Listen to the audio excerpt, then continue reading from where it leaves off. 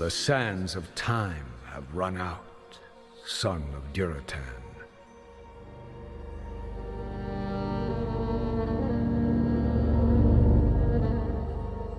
The cries of war echo upon the winds.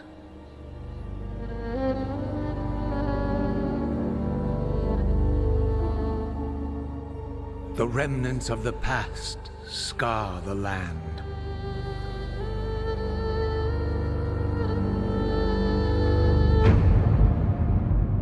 Which is besieged once again by conflict. RTS games are about war. They have always been about war, at least how we generally think about war. And in the book The Future of War, A History by Lawrence Friedman, we're pretty bad at predicting war. For example, every strategist believed that the Russians would just drive into Kyiv and the Ukraine War would be over within 2 weeks. Turns out we're in the second year of the war. This goes against every RTS game out there. That or Russian generals are bronze tier scrubs. Anyway, here on my channel I've been doing 2-part videos, starting off with talking about how I think about the subject before applying that to a theoretical game or story. For the sake of time, I'm just going to be talking about how I've seen war develop over the past 2 years, and then I'll make another video distilling this down into a theoretical RTS game, which means taking a belt sander to Hearts of Iron 4 because that's 100% where I see the genre going at this point, because holy shit have recent RTS games been trash. So let's start off with the most obvious part about Ukraine that has fundamentally changed the battlefield. We were completely wrong about drones. Our expectation was that we'd have super AI jet fighters shooting AI missiles that knew where they were because they knew where they weren't, while Helldiver troops on the ground demand bomb after bomb be launched at every single suspicious object on what we think is the front line. Instead, the Ukrainians head to Walmart, buy every commercial drone they can, duct tape a mortar from World War II onto it, and fly it into a tank. That's a poor man's javelin, and has been instrumental since the very start of the war.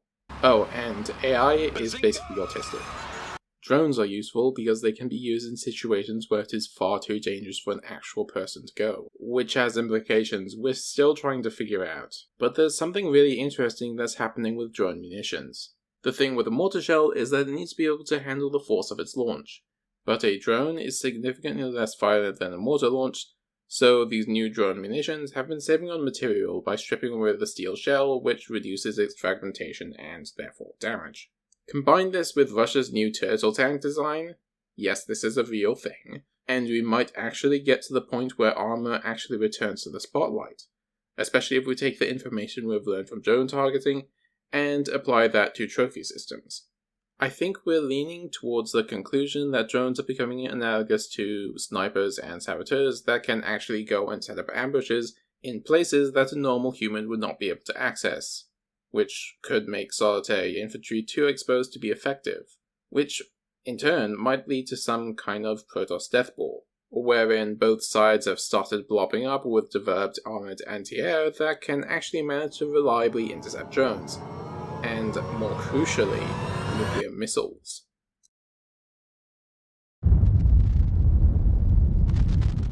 Against the 300-strong Iranian drone and missile attack on April 13, 2024, Israel had a 99% interception rate, and the ones that did get through only did superficial damage to an airbase in the desert. Now, I don't think this can be fully applied to Ukraine, mainly due to size and capital. Israel is a very small, tight country that has a booming tech center. Ukraine is a post-Soviet agrarian society that is larger than Texas. It'd just be harder to have the same quality and density of anti-air defense in Ukraine compared to Israel. But maybe nuclear weapons are becoming obsolete. And this reminds me of my time playing Supreme Commander. Nukes can absolutely decide the game, if you catch your opponent by surprise. But because a strategic missile defense, SMD, is cheaper than a nuke, the investment into that nuke has a surprisingly short amount of relevance in the game outside of countering large offensives into enemy terrain, effectively turning the nukes into a landmine that stops the fight for everyone else involved. So instead of investing in a strategy that can be intercepted, Supreme Commanders start investing in strategies that can't. And that is why, Mr. President, that I believe Iran is developing Paris guns that have the range to strike Israel directly. But all these new industrial superweapons mean nothing if there is no industry to support or supply them. Industrial warfare is dependent on three things: making the gun, making the shell, and getting that shell to the gun. In short, industry and logistics, neither of which RTS games have been particularly fussed about. This is not to suggest that I literally want to see how every bullet is made, delivered, and fired, although I do have hopes for industrial annihilation precisely because of them applying a factorial element to the RTS. But if every munition fired in Company of Heroes actually used munitions, then the impact on the very fabric of the game would be massive. So much so that you could probably rebrand it as an entirely different game. And as we have seen in Ukraine, artillery needs a bottomless supply of shells. But how do you get those munitions to the front line? In the Heart of Iron 4, when the Air Mini rework came out, aircraft had a newer option of a logistic strike, which was the ability to strike against those trucks and trains carrying supplies to the front line.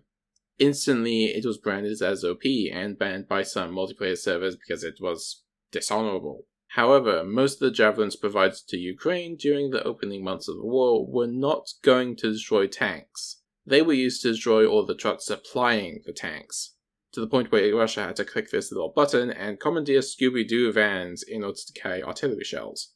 Russia also relies heavily on a railroad to supply their troops, which is why the Kerch Strait Bridge is so important. If Ukraine can destroy Kerch, then that cuts off rail supplies to Crimea, at which point the Russians won't be able to supply their troops there, potentially leading to Ukraine taking back the land they lost in 2014, which would be a massive win for Ukraine. It is, could you say, an objective for Ukraine.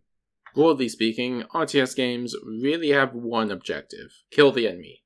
Yes, you can have other objectives like wonder or control points, but the only one that people really care about is killing the enemy, and that can get quite boring at times. Anyway, what kind of objectives could there be outside of just killing the enemy? Well, let's go through a few ideas. First off, land. As I said previously about Crimea, that's probably the best example I can give of what it means to have a control point style victory here. When it comes down to it, conquering all of the major territories that are up for grabs is something that we can get behind. Hell, we can pretty much just copy the Hoi 4 system here when it comes to capitulation. I mean, you can just fly your command center into the corner of the map and your nation, faction, race will still be alive. But we're talking about winning and losing here. We're talking about those under you, your troops, your knights, your country, just giving up. Secondly, morale. Morale is another massive reason why Ukraine has stood this long. Russian morale has always been, historically, shit.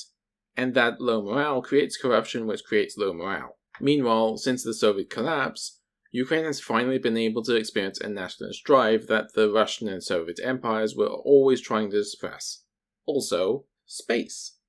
We haven't experienced space warfare yet, and us having humans duke it out with space AKs and ARs is way too far down the line and is probably impractical, but satellite communications are so ridiculously important that if there was actually anyone who could compete with American technological prowess, then that could have definitely led to a Thucydides trap that could have resulted in that pivotal moment where a new world war could begin.